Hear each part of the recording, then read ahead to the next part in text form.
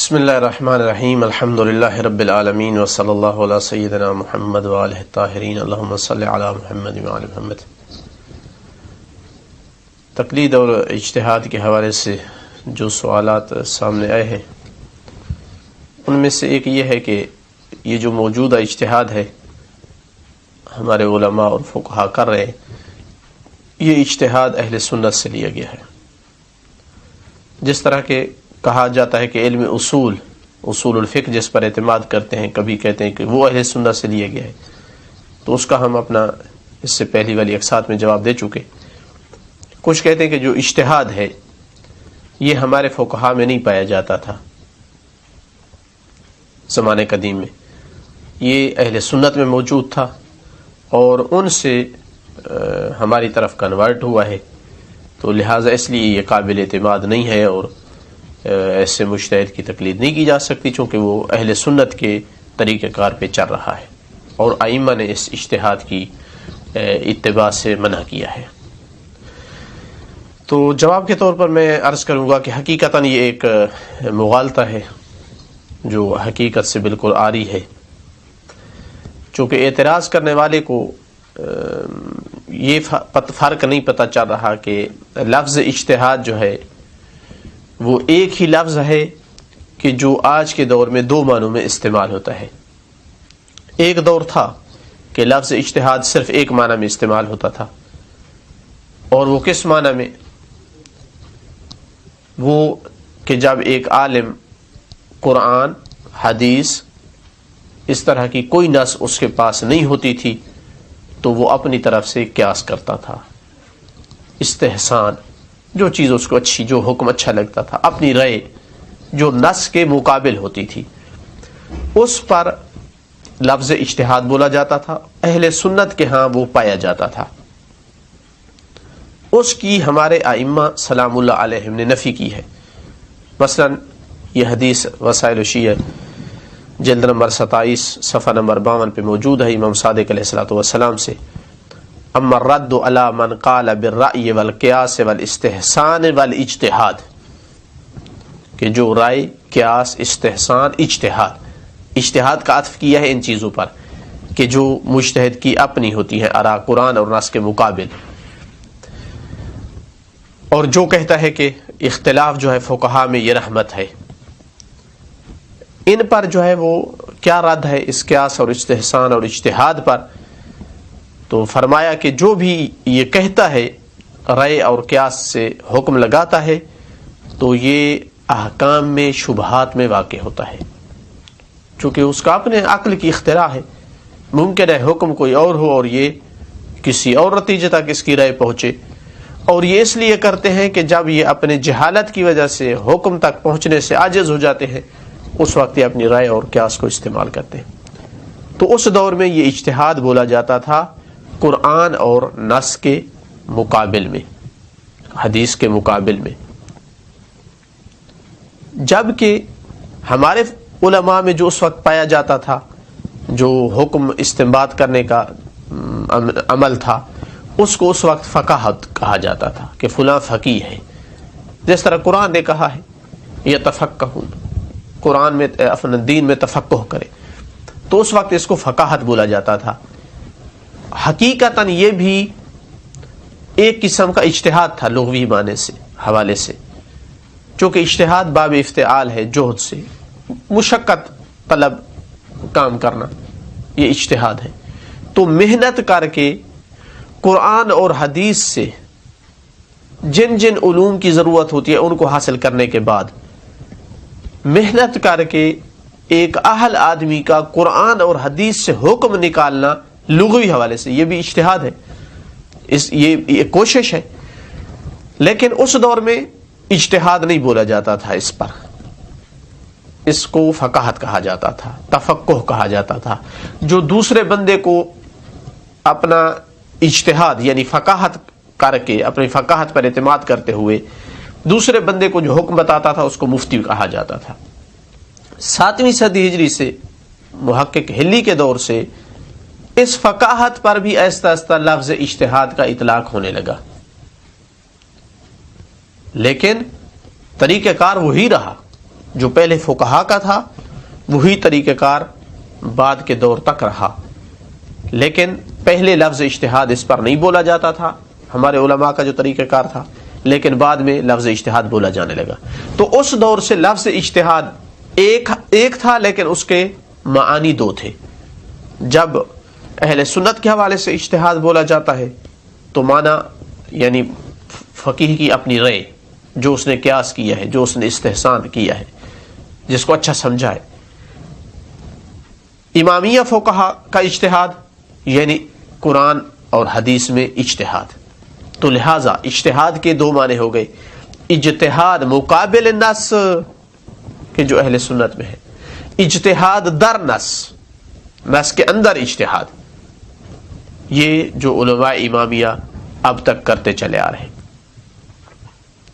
اب دو چیزوں کے بارے میں آپ دلیل پوچھ سکتے ہیں کہ کیا دلیل ہے کہ اس دور میں بھی، قدیم دور میں، اجتہاد ہمارے علماء میں پایا جاتا تھا، یعنی تفقہ کرتے تھے، استنباط حکم کا کرتے تھے، یعنی نص جو ہے اس سے مختلف معانی اور مختلف اس کی تطبیقات نکالتے تھے۔ یہی ہے نا اجتہاد، نص میں اجتہاد کرنا یعنی اس کے معنی کلی کو سمجھ کر نئی نئی جزیات پر ان کو تطبیق دینا، فروعات نکالنا، یہ ہے اجتہاد فی النص، اجتہاد در نص۔ تو کیا دلیل ہے کہ اس دور میں یہ پایا جاتا تھا؟ دوسرے نمبر پہ کیا دلیل ہے کہ جو آج کے ہمارے مجتہد ہیں ان کا اجتہاد اور اس دور کے، پہلے دور کے ہمارے جو فقہا تھے ان کی تفقہ اور آج کا اجتہاد یہ ایک ہی طرح کے ہیں؟ جہاں تک پہلی چیز کا تعلق ہے کہ اس دور میں تفقہ تھا، اس دور میں یہ آج والا اجتہاد موجود تھا، نص سے جو ہے استنباط کرتے تھے احکام کو، صرف روایت نقل نہیں ہوتی تھی۔ تو اس حوالے سے میں چند ایک مثلا شواہد پیش کرتا ہوں۔ نہج البلاغہ میں امیر المومنین علیہ الصلوۃ والسلام کا خط ہے قسم ابن عباس کی طرف کہ آپ خانہ کعبہ میں بیٹھے حج کے موسم میں، اجلس لہم الاسرین وافت المستفتی، جو بھی استفتاء طلب کرے اس کو فتویٰ دے۔ فتویٰ اور ہوتا ہے اور نص نقل کرنا اور ہوتی ہے۔ فتویٰ یہ ہے کہ انسان نے جو سمجھا ہے نص سے، اپنی سمجھ کے مطابق جو مسئلہ آیا ہے اس کو بیان کرے دوسرے کے لیے۔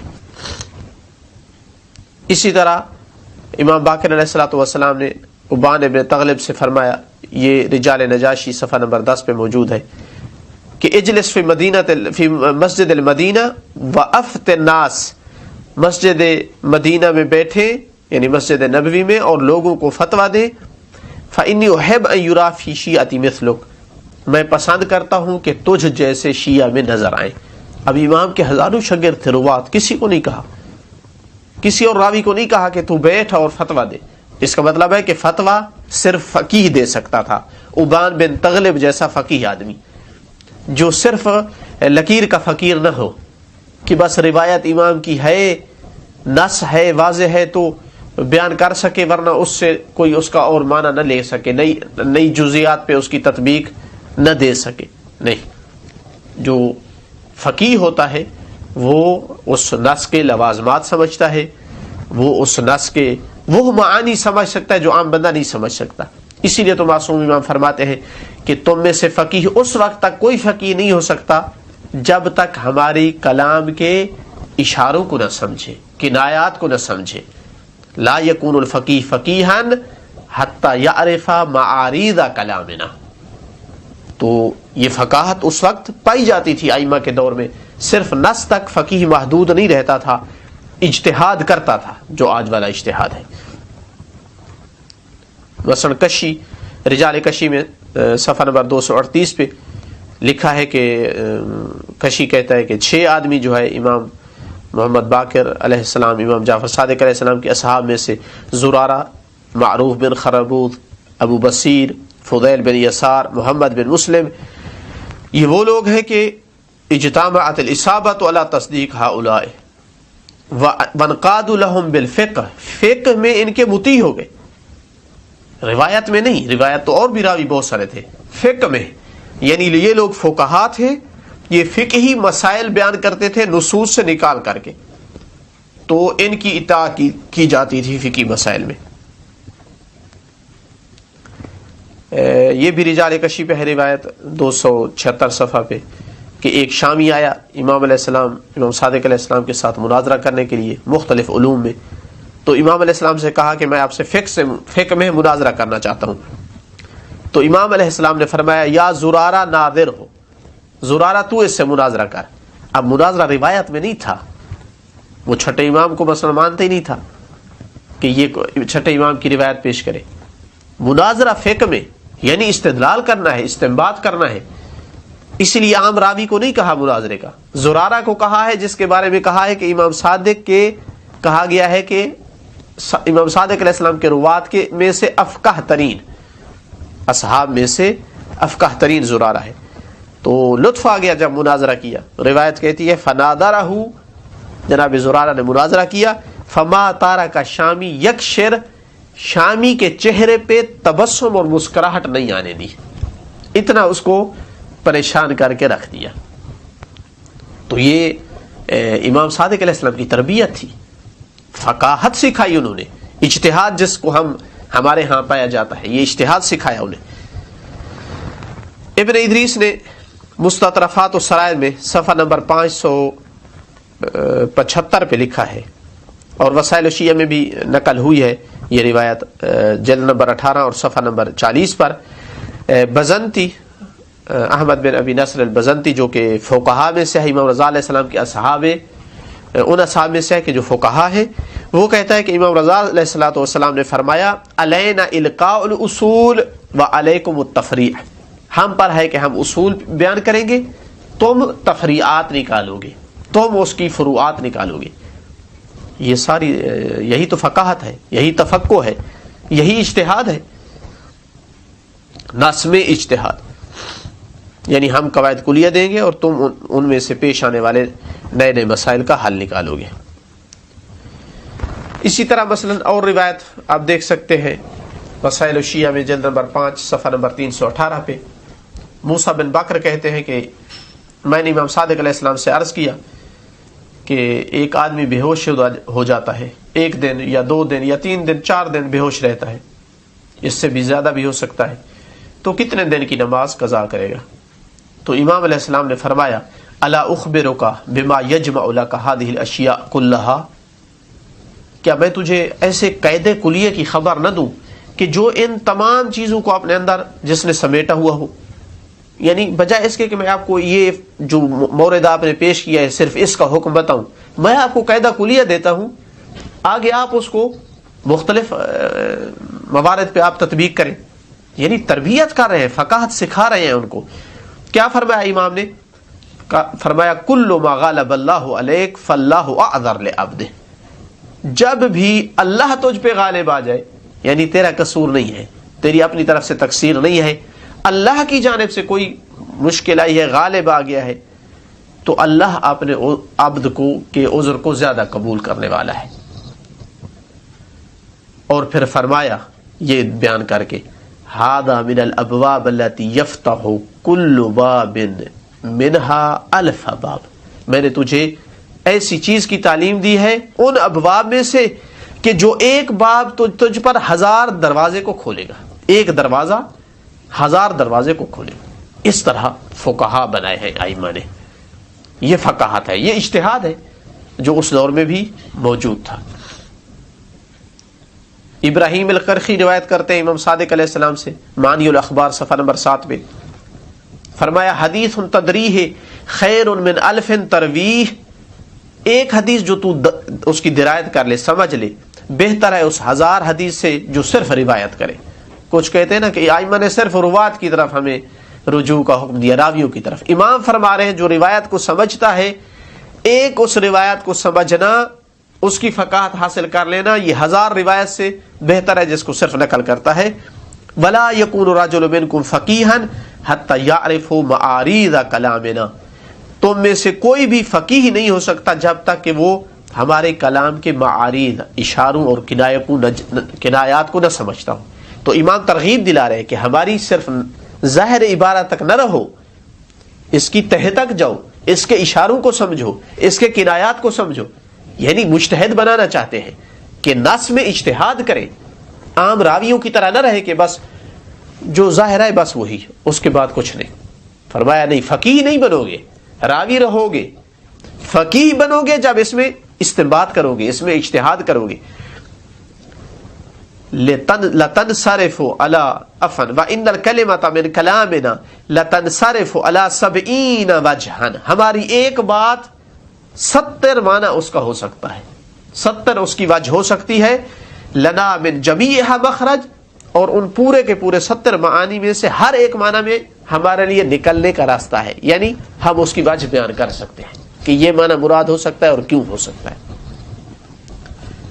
عبدالاعلی مولا آل سام کہتے ہیں، یہ بھی وسائل الشیعہ جلد نمبر 1 اور صفحہ نمبر 327 پر ہے، کہتا ہے کہ امام صادق علیہ الصلوۃ والسلام سے میں نے عرض کیا کہ میں گرا ہوں جس سے میرا ناخن کٹ گیا ہے، تو میں نے انگلی پر پٹی لگائی ہے، تو وضو میں کیا کروں؟ امام علیہ السلام نے بجائے اس کے کہ حکم دیتے اس کو کہ یہ کرے، نہیں، اس کو فقاہت سکھانا چاہیے۔ فرمایا ہے یعرف ھذا واشباہہ من کتاب اللہ، اس طرح کا حکم یا اس کے مثل اور بھی آئے تو ان سب کا حکم یہاں سے کتاب اللہ یعنی قرآن مجید کے اس حکم سے آپ پہچان سکتے ہیں، جہاں اللہ تعالیٰ فرما رہا ہے ما جعل علیکم فی الدین من حرج، کہ اللہ نے دین میں تمہارے لیے حرج نہیں بنائی ہے، یہاں سے احکام کو آپ نکال سکتے ہیں۔ تو ائمہ علیہم الصلوۃ والسلام جو ہے اس بات کی تربیت کر رہے تھے، ترغیب اس میں دلا رہے تھے کہ تمہیں فقیہ بننا چاہیے، جس وجہ سے فقہا کا وجود اس دور میں پایا گیا تھا، فتوے دے رہے تھے۔ بالخصوص غیبت صغریٰ میں آ کر تو علماء نے اصلا توضیح المسائل کی طرح رسالے لکھے ہیں، نام توضیح المسائل نہیں تھا ان کا، یہ متاخر نام ہے، لیکن اسی روش پر تھے،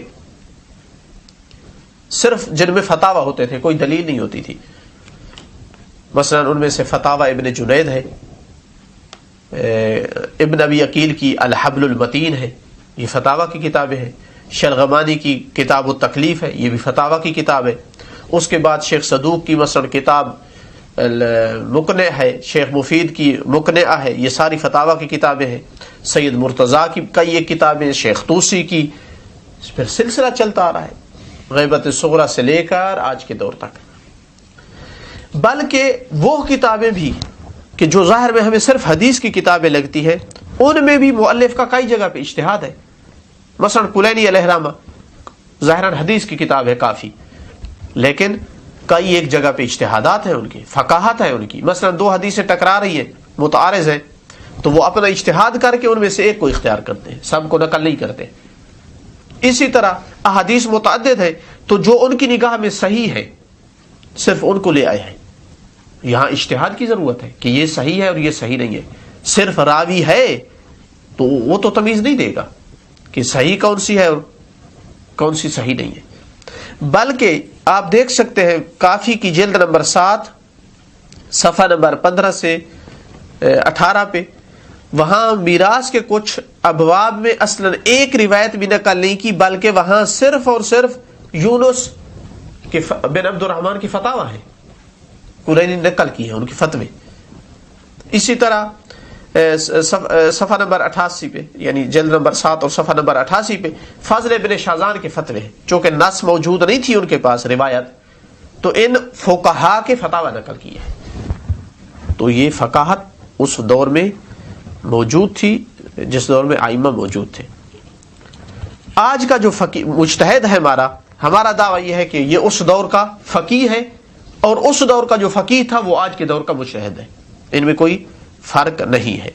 وجہ اس کی چونکہ جس طرح اس دور کا فقیہ قرآن یا سنت کے علاوہ حکم نہیں لیتا تھا، ہر حکم کے پیچھے کوئی نہ کوئی روایت یا آیت کا سہارا ہوتا تھا، آج کا ہمارا مجتہد اسی بات کا ملتزم ہے، کوئی اس سے حکم قبول نہیں کیا جاتا جب تک کہ اس کے پیچھے کوئی آیت یا روایت کا سہارا نہ ہو۔ جس طرح اس دور میں دوسرے اجتہاد کو جو اہل سنت میں پایا جاتا تھا اس کو حرام سمجھا جاتا تھا، آج کا مجتہد بھی اس کو حرام سمجھتا ہے، جائز نہیں سمجھتا۔ قیاس پر بحث ہے، استحسان پر اصول فقہ میں موجود ہے یہ بحثیں، ان سب کو وہ ناجائز سمجھتے ہیں. مزید اس پر شاہد کیا ہے؟ مزید اس پر شاہد یہ ہے کہ شیخ طوسی علیہ الرحمہ نے اپنی کتاب العدہ میں، سید مرتضیٰ نے اپنی کتاب ذریعہ میں جہاں مفتی اور مستفتی کی بحث کی ہے تو وہاں ایک فقیہی اور ایک مفتی کی جو شرائط بیان کی ہے کہ مثلا علوم عربیہ سے آگاہ ہو، اصول فقہ کے مسائل اس کو آتے ہوں، بلاغت اس کو آتی ہو، قرآن اور حدیث کا احاطہ رکھتا ہو، اور اپنی رائے کو دخالت اس میں نہ دیتا ہو. بالکل وہی شرائط جو انہوں نے فقیہ اور مفتی کے لیے لکھی ہے، آج مجتہد وہی شرائط بیان کرتے ہیں ایک مجتہد کے لیے، کہ جب تک اس میں وہ شرائط نہ ہوں، وہ علوم نہ ہوں جن کی ضرورت ہے، تو وہ مجتہد نہیں بن سکتا ہے، مرجع نہیں بن سکتا ہے. تو اس کا معنی یہ ہوا کہ صرف نام تبدیل ہوا ہے. فقیہ کو آج مجتہد بھی کہا جاتا ہے، اور یہ ہر فیلڈ میں ایسا ہوتا ہے. مثلا پہلے طبیب کہتے تھے، اب ڈاکٹر کہتے ہیں. مثلا کسی دور میں حکیم کہتے تھے، تو اب کوئی اس پہ اعتراض نہیں کرتا کہ نام کیوں چینج ہو گیا ہے. اب مثلا کیمسٹری وغیرہ کسی دور میں فلسفے میں پڑھائی جاتی تھی، یہ چیزیں سارا فلسفہ ہے. اب اسی فلسفے سے اللہ جانے 12 کے 15 کتنے علوم نکلے، ہر علم کا اپنا نام ہے. تو اصل کیا ضرورت ہے کہ بندہ پابند رہے کہ بس وہ لفظ جو بولا جاتا تھا آج بھی وہی لازمی ہے بولا جائے. چونکہ اجتہاد کا لفظ بدنام ہے تو لہٰذا لفظ اجتہاد نہ بولا جائے. لفظ میں کیا ہے؟ ہم نے معنی کو دیکھنا ہے کہ جو حقیقت ہے وہ ہے فقاہت. اب اس فقاہت کا کے اوپر جو فائز انسان ہے اس کو فقیہ کہا جائے یا اس کو مجتہد کہا جائے، اس میں کیا فرق پڑتا ہے؟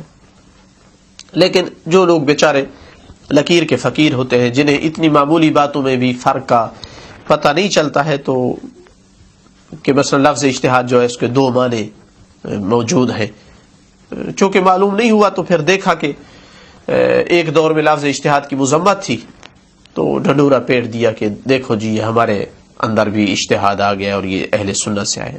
اللہ کل پھر بھی اس کے باوجود بھی اگر کسی کو لفظ اجتہاد سے چڑ ہے تو نہ بولے، وہ کہے فقیہ، میں فلاں فقیہ کی تقلید کرتا ہوں، میں مجتہد کا لفظ نہ بولے اگر اس کو اچھا نہیں لگتا. تو کس نے کہا ہے کہ واجب ہے آپ پر کہ آپ مجتہد کہیں اس کو؟ لیکن یہ تقلید سے بھاگنے کا اس کو ذریعہ قرار نہیں دے سکتا ہے. کیا تعلق ہے اس کا اصلاً اس سے؟ ہاں اگر خواہ بخواہ کوئی نہ کوئی بہانہ بنانا ہے تو پھر ہر آدمی کی مرضی، پھر ضرورت نہیں ہے ایسے بہانے بنائے کہ میں تقلید کا قائل نہیں ہوں، میں تقلید نہیں کرتا ہوں. لیکن اس طرح کے اجتہاد کی نفی کرنا کہ ایسا اجتہاد نہیں ہے ہمارے اندر، یہ حقیقتاً مذہب شیعہ کی بنیادوں سے آگاہ نہ ہونے کا نتیجہ ہے.